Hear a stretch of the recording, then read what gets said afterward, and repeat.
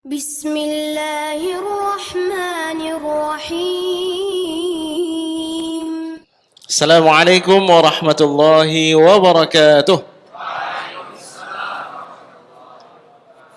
الحمد لله الذي أرسل رسوله بالهدى ودين الحق ليظهره على الدين كله وكفى بالله شهيدا. اللهم صل وسلم على سيد الأولين والآخرين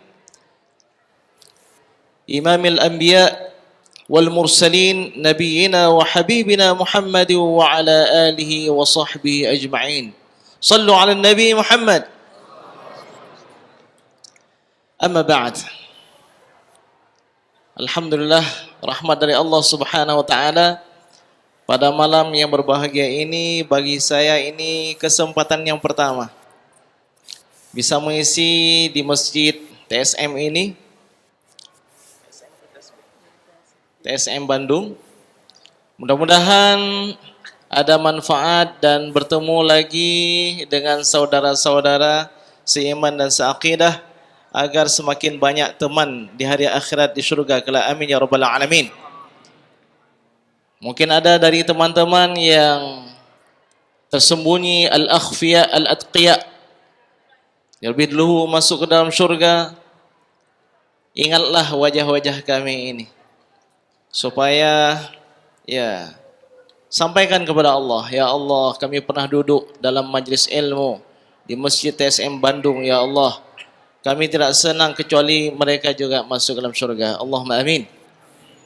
Salam dan salam kepada Nabi besar Muhammad sallallahu alaihi wasallam, Nabi yang telah memperkenalkan kepada kita keindahan iman dan keindahan Islam. Takrim dan ta'zim kepada Al-Mukarram, Al-Mubajjal, Ustaz Hanan At-Taki. Walaupun hati kami dekat, tapi jarak kami lumayan jauh. Kalau Ustaz Amri ada beberapa kali ke Jakarta. Kalau saya terakhir ke Bandung ini di tahun 2019 di Al-Latif. Masya Allah, kesempatan yang sangat berbahagia. Mudah-mudahan Allah limpahkan karunia, kebaikan dan keberkahan kepada Ustaz Hanan At-Taki sekeluarga, dan juga kepada pemuda hijrah, dan juga kepada seluruh jamaah yang berhadir di sini secara umumnya. Allahumma amin. Juga kepada guru kita Al-Mukarram Dr. Amri Fatmi. Kami bertiga dulu sering di Mesir duduk bersama. Tidak pernah terbayang oleh saya sendiri hari ini akan diundang oleh Ustaz Hanan untuk mengisi di masjid ini.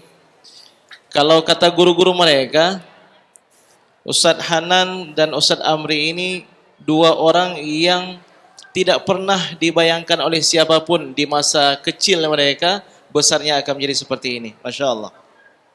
Mudah-mudahan Allah Subhanahu wa taala terus memberikan dan membukakan pintu-pintu manfaat bagi seluruh umat setiap harinya semakin banyak. Allahumma amin.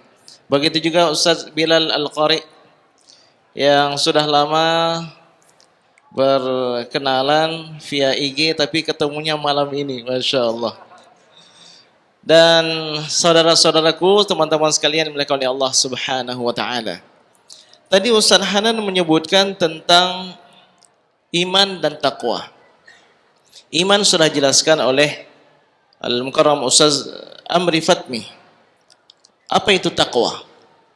Saya ingin mengantarkan kita semua kepada dialog dua orang sahabat hebat, sahabat Rasulullah sallallahu alaihi wasallam radhiyallahu anhuma, Umar ibn Khattab dan Ubay bin Ka'ab. Dari segi derajat, dari segi kualitas keimanan dan kedekatan dengan Rasulullah sallallahu alaihi wasallam, Umar enggak ada tandingannya. Bahkan syaitan itu termasuk takut dengan Umar. Bukan hanya syaitan, sahabat-sahabat juga pada takut sama Umar. Umar berjalan, di belakangnya sahabat-sahabat besar. Tiba-tiba Umar melihat ke belakang, sahabat di belakang semua terperanjat. Kenapa kalian terkejut?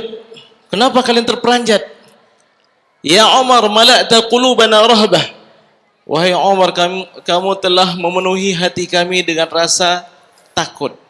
Awa an jaurin minni, apakah saya ini zalim? La, lasta zaliman, engkau tidak zalim. Semoga Allah menambahkan rasa takut kalian kepadaku. Jadi Umar berdialog dengan salah seorang ulama di kalangan sahabat ahli Al-Quran. Siapa namanya? Ubay bin Ka'ab. Kali ini Umar bertanya kepada seseorang yang lebih rendah derajatnya, tapi mungkin dari segi ilmu Al-Qur'annya lebih luas. Apa ditanyakan oleh Umar? Ya Ubay, ma hiya taqwa? Wahai Ubay, saya banyak membaca Al-Qur'an kata-kata takwa. Apa itu definisi takwa? Sebelum kita sampaikan jawaban Ubay, di sini aja sudah kita dapatkan sebuah ilmu. Apa itu? Fas'alu ahla dzikri in kuntum la ta'lamun. Tanyakan kepada orang yang berilmu kalau seandainya kita tidak tahu. Ini perintah bertanya, perintah berguru. Konon ada yang mengatakan, Ustaz, enggak perlu mazhab, enggak perlu ulama, langsung kepada Al-Qur'an dan As-Sunnah. Umar, apa kurangnya pengetahuannya terhadap Al-Quran dan As-Sunnah?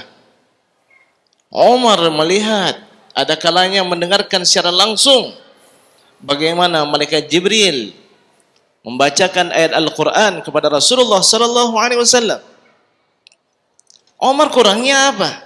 Terhadap pemahamannya berkaitan dengan bahasa Arab, terkait dengan asbabun nuzul dan ilmu-ilmu Al-Quran lainnya, tapi tetap bertanya. Kenapa? Demi menjunjung perintah Allah Subhanahu wa taala untuk fas'alu ahla dzikri in kuntum la ta'lamun.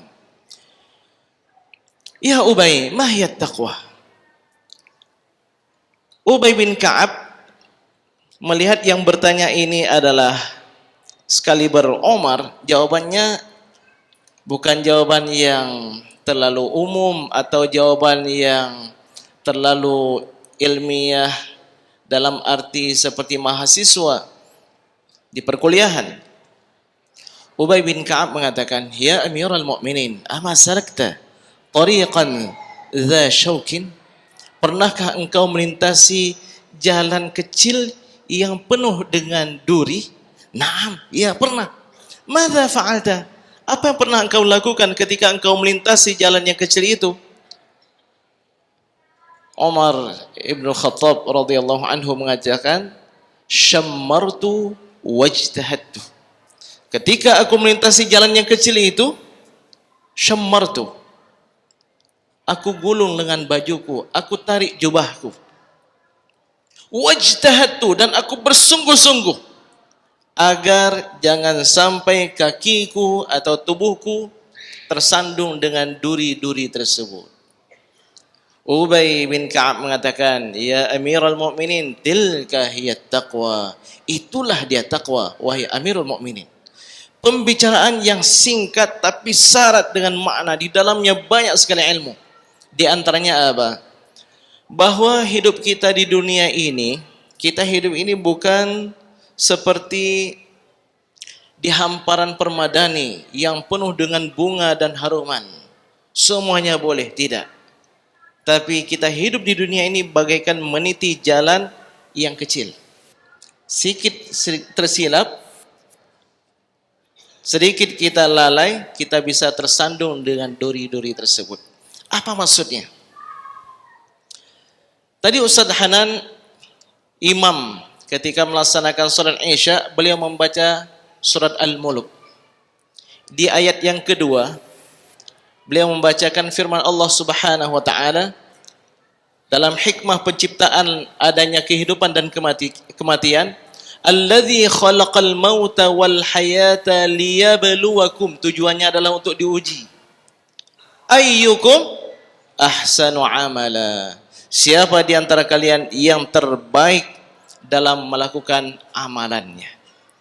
Jadi ternyata Allah Subhanahu wa taala tidak hanya memerintahkan kita melakukan amal, tapi perlu amalan yang baik. Maka namanya ada amal saleh.